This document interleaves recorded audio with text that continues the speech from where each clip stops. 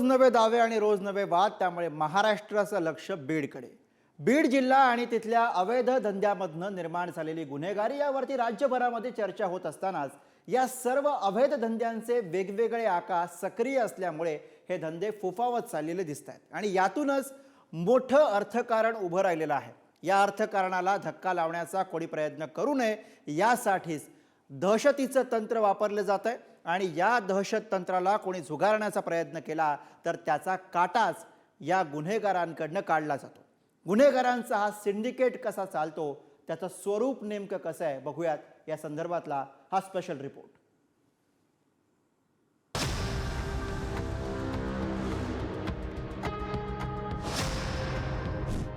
पवनचक्की, अवैध वाळू तस्करी, राखेचा काळा बाजार, ज्याच्याकडे याचा रिमोट कंट्रोल तोच ठरतो बीडच्या गुन्हेगारी साम्राज्याचा बेनाम बादशाह, हे समीकरणच झालंय।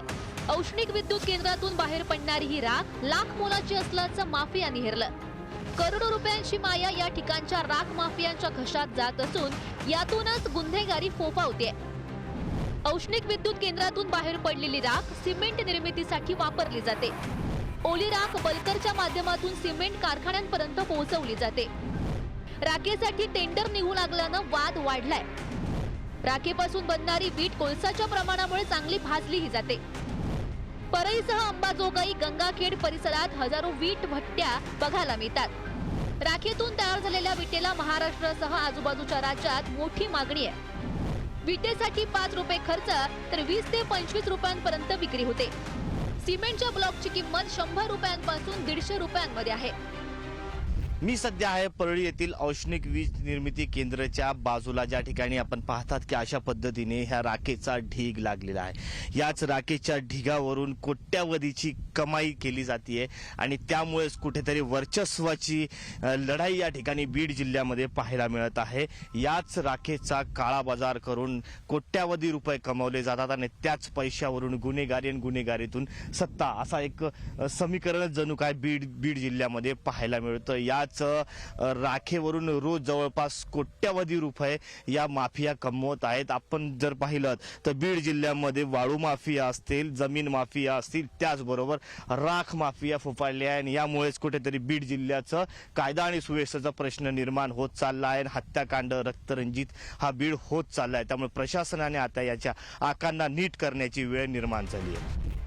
बीड जिल्ह्यात वाळू तस्करीच्या माध्यमातून मोठं अर्थकारण चालतं। गेवराई, माजलगाव, परळी या 3 तालुक्यातून दिवस रात्र प्रचंड प्रमाणात वाळूचा उपसा सुरू असतो। बीड जिल्ह्यातील वाळूचं अर्थकारण। बीड जिल्ह्यात गोदावरी, सिंदफणा नदीतून वाळूचा अवैध उपसा होतो। गेवराई तालुक्यात दररोज 300 ते 400 टिप्पर वाळूची तस्करी होते। वाळूच्या एका टिप्परची किमान 35 ते 40 हजार रुपयाला विक्री होते। वाळूच्या व्यवसायात स्थानिक राजकीय नेत्यांच्या कार्यकर्त्यांचे हात आहेत, अशी ही चर्चा रंगली आहे। तलाठी, मंडळ अधिकारी आणि थेट तहसीलदार यांच्यावर हल्ला झालाय। परळीच्या थर्मलमध्ये निघणाऱ्या राखेमध्ये कोळशाचं, दगडी कोळशाचं प्रमाण जास्त असल्यामुळे ती वीट पक्की होण्यासाठी मदत करते।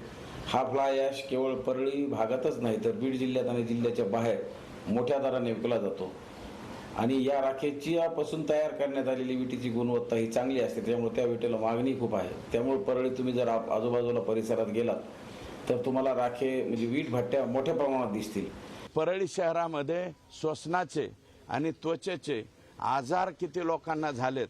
लहान लहान वयातल्या पोरांना सुद्धा दमा लागायला लागलाय। कशामुळं? कारण हे उघडे नागडे ती राख घेऊन जातात। कितीतरी धुराळा उडतो तरी त्याचा कधी विचार केला नाही। तर पर्यावरण खात्याने थोडीशी वक्र नसली तरी सरळ तरी दृष्टी तिकडे फिरवावी। बीड जिल्ह्यातून हजारो ऊसतोड मजूर बाहेर जिल्ह्यात ऊसतोडीसाठी जात असतात। मात्र याच कष्टकरी शेतमजुरांना पैशाचं आमिष दाखवत गुन्हेगारीतील माफिया अवैध धंद्यात उतरवतात। वेळप्रसंगी त्यांच्याकडून हवं ते गुन्हेगारी कृत्य करून घेत असतात, अशी देखील चर्चा दबक्या आवाजात बीडमध्ये सुरू आहे। प्रत्येक गावात, प्रत्येक तालुक्यात, प्रत्येक गल्लीत अशा अवैध धंद्यामुळे नेहमी संघर्ष शिगेला जात असतो। या बीडमधील प्रत्येक अवैध धंद्यात आक्कांची एवढी दहशत की उघडपणे यांच्या विरोधात बोलणारा कोणीही समोर येत नाही। अशा या अवैध धंद्यांना कोणी रोखण्याचा प्रयत्न केल्यास त्याला संतोष देशमुख केला जातो। सचिन जिरे, पुढारी न्यूज, बीड।